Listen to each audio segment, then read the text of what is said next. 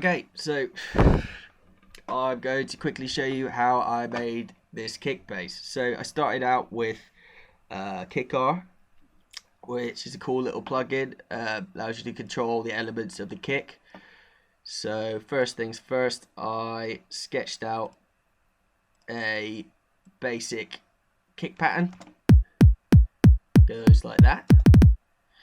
I set the pitch to be at G. I set the time to be 153 because at 190, I think a quarter note is 154, but I can never get it to set to that. So I just set all the other dials to be where I thought they sounded best. I think the main thing with this type of techno kick drums is to get the kick to have a lot of thump. Pitch speed is really important for that, so if I have it right the way up, it's just a sub note, really tuned. Might be good for house or something, but not for this. So that was that. Next thing, EQ'd the kick drum. Took out some of the low mids, cut the bottom, cut the top, and a bit of boost at the top as well. Then a multi-band transient shaper. So I just added a bit of attack and a bit of sustain on the top and bottom. You can see, just makes it a lot more punchy. That's good. Next thing was this effect rack. So this is saturation, distortion. One chain is just clean. Next chain is a camel crusher with so you can hear it. Hold on. Sounds like this. And this is just to add some presence. So I took out the bottom and the top again to add some kind of top mid presence. So sounds silly by itself, but together it sounds pretty good.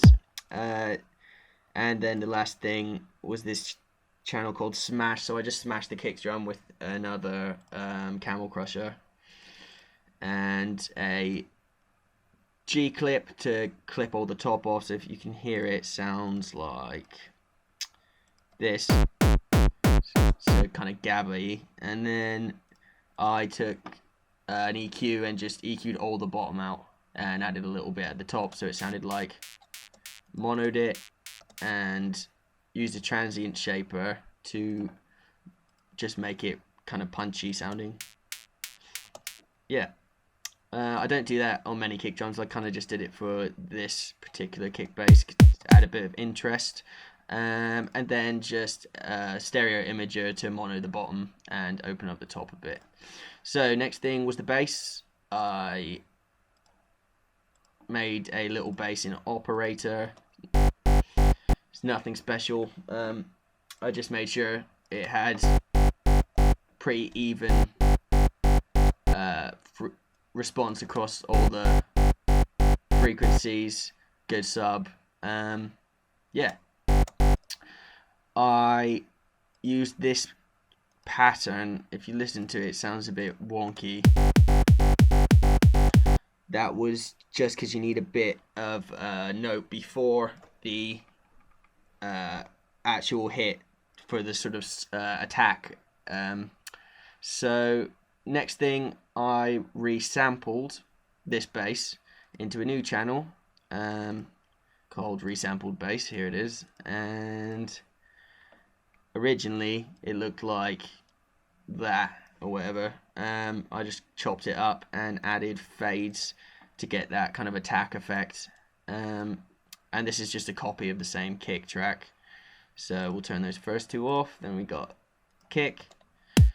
Yep, and I have turned it off. There you go. And then yeah, so the bass sounds like this, and together they sound like.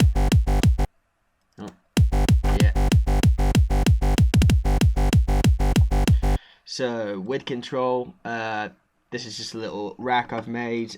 It was actually, I didn't use it for width on this, it was just to add some low and mid. So without it sounds like, with it sounds like, there you go. Distortion, so yeah, this is another distortion rack. I started off with just, as you always, keep a clean channel, usually. So clean. Dirty was just a really gnarly version of it, so it gives it a lot more body. It's just an amp and some camel crusher and loads of saturation and distortion. Third was, okay, so this is a left distortion channel. So basically I use an amp and then cut all the bottom out of it and then pan it 30 to the left. So, and then I do the same on the right but with a different amp. And yeah, just create some buzz. So there we go, together. So here it has a lot more presence, which is important. Next thing, some pretty mental EQ here. I think that was for a kind of gnarly frequency I wanted to take out. Boosted the highs a bit and just took out some mids. Cut the very tops off because it is a bass after all. I didn't end up using this. That was just to check if it sounded better with the phase flipped. Multiply. Yeah, it's a chorus plug. It's actually a really good chorus plugin. You should definitely check it. It's free. And yeah, it's just to add some width to the fig. Cowbell crusher, pretty self-explanatory, just to fatten it up.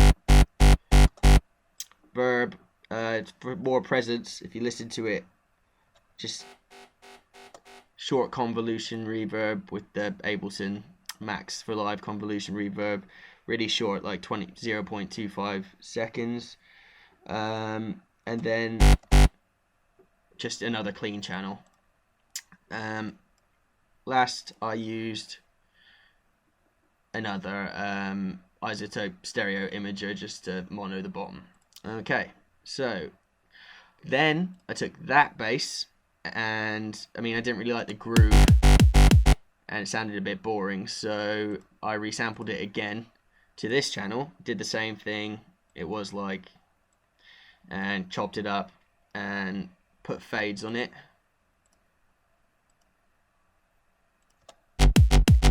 So okay, let me turn this stuff off. So originally it just sounded like the last one we were looking at.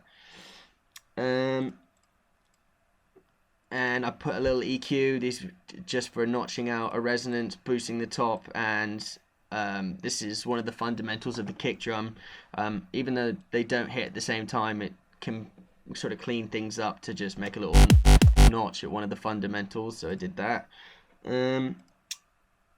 Serum. Okay, yeah, so this is where the main part of the sound comes from. It's mainly this filter. If you listen to it without the filter, it's more or less the same, but with the filter, filters being cut-offs being automated by this LFO, gives it that kind of bouncy feel. Bit of distortion, bit of stereo width, bit of EQ to boost the top. So that's the main sound there, really. Camel crusher just to fatten it again. I always keep it, yeah, on a fairly low mix if I'm doing that. Next, oh yeah, this was just to bring the bottom of the bass down a bit, to get it level with the kicks sub. You can just solo this, and then it's easy to hear, and you can just pull down the volume there. So that's good. Next, more reverb, again a short reverb, just to sort of give it some more presence. Not a lot in it, but it does help a bit. And then yeah, this stereo imager was just to deal with the serum effects thing, because the dimension expander causes crazy things to happen to the bass. Look at that. Terrible. So pull this down. Much better. Sound much better through a sound system like this. Cool. Yeah, and then last was just this kick bass group. I brought the volume down because it was clipping a bit. Virtual mix rack, boosted the tops here, boosted the bottoms hit a bit here, added a bit of saturation in the bottom, and then mix bus to kind of glue it together so you can listen to the difference without, with. Sounds much faster, quite a lot louder as well, so you need to watch out for that. Then just a bit of exciter on this section here because it sounded a bit lacking to me. There's not much in it really, just fattening up in the mids a bit. And then this thing, Klanghelm SDRR, which I use in definitely every project, sometimes most channels. It's really cool. It's just a little desk emulation. Tiny bit of drive, tiny bit of compression. Left these the same, but it's good for sort of broad boosts or cuts. And then the mix part way, drift all the way down so it doesn't do anything weird. And yeah, that was it.